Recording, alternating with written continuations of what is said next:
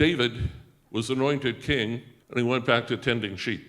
He didn't parade around the streets of Jerusalem with a sign around his neck and said, "I'm going to be your next king." But he pondered in his heart what God had promised to him, and he held it close.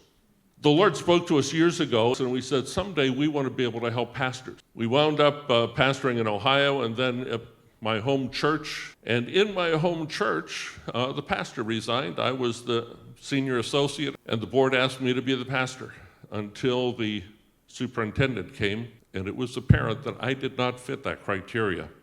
He had a friend he wanted in, and I got fired from my home church. I thought that was the end. I really felt like he had given us a promise, and I didn't know how it was going to play out. It wasn't too many years into this position that I ran into that superintendent again. And I said, I thought you messed my life up back then. But if you hadn't done what you did, I wouldn't be able to serve the New York Ministry Network as superintendent. But God was using circumstances that were devastating to my family to put me in the place where God wanted me to be. I'm telling you that to say when things go wrong, from your perspective, God's not ignorant of what's happening in your life. He is, in fact, the one who will work all things together for good to those who are called that he so deeply loves.